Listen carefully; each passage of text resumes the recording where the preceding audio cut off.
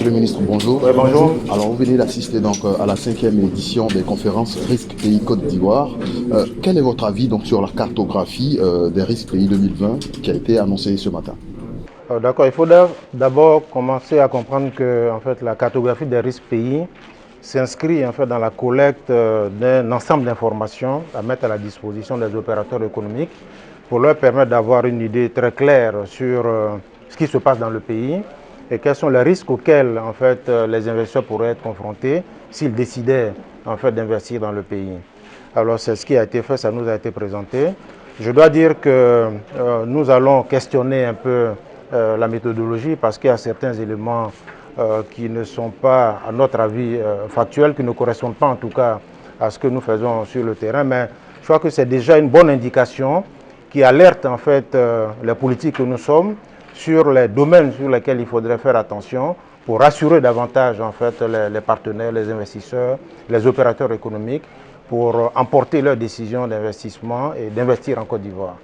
Alors, la pandémie de la Covid-19 nous aura enseigné donc la nécessité d'une souveraineté dans les domaines pharmaceutiques et alimentaires notamment. Quels sont les atouts donc du PND 2021-2025 pour la relance économique, notamment pour les secteurs que je viens de citer, la pharmacie et le domaine alimentaire? Oui, ce sont des secteurs qui sont en bonne place dans le PND 2021-2025.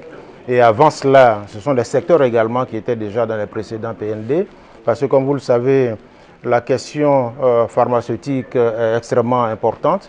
En février 2019, il y a eu d'ailleurs une signature d'accord à Abidjan sur la production des médicaments au niveau de l'espace ouest africain. Donc cet accord existe et donc il y a une prise de conscience effectivement que disons, les pays de la sous-région peuvent mutualiser leurs efforts pour produire des médicaments pour satisfaire en fait les besoins en santé des populations. S'agissant de l'agriculture, ça c'est essentiel. Vous savez que encore pour longtemps la Côte d'Ivoire travaillera sur l'agriculture et nous produisons aujourd'hui 2 millions de tonnes de cacao. Notre vocation c'est de faire en sorte que ce cacao soit transformé localement pour pouvoir créer de la valeur ajoutée et créer des emplois pour les jeunes. Donc les deux thèmes que vous avez indiqués sont en bonne place dans le plan national de développement et je peux vous assurer que toutes les réformes nécessaires seront mises en œuvre pour qu'effectivement on puisse avancer sur ces deux chantiers. Au-delà, il y a d'autres priorités sur lesquelles nous travaillons. Pour revenir sur la question de la pharmacie, vous savez qu'il y a déjà une industrie pharmaceutique au niveau de la Côte d'Ivoire. Je ne vais pas faire de publicité, mais il y a une usine de fabrication de médicaments qu'on appelle Sifarm. Et on a une zone franche qui se trouve à Bassam, qu'on appelle le Vitib. Là-bas, il y a plusieurs unités industrielles qui sont installées, qui fabriquent des médicaments.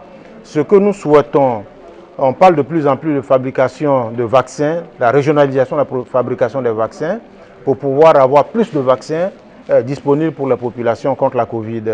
Nous souhaitons que la Côte d'Ivoire soit retenue parce que nous avons les capacités effectivement de produire ces vaccins. Au-delà de ce qui est installé, nous avons renforcé les capacités de l'Institut Pasteur de Côte d'Ivoire. Donc tous les atouts sont là pour qu'effectivement nous puissions commencer ici en Côte d'Ivoire à fabriquer les vaccins, si tant est que la question, la problématique en fait des droits de propriété est réglée. Dernière question, Monsieur le ministre. Vous avez participé à un panel donc, lors de cette conférence sur la résilience de l'économie ivoirienne. Qu'est-ce que nous pouvons retenir en substance donc, de votre présentation? Alors, ce qu'on peut retenir, c'est que des réformes en profondeur ont été menées depuis 2012 au niveau de la Côte d'Ivoire et que cette résilience qu'on a observée en 2020 est le résultat justement de toutes ces réformes qui ont été conduites.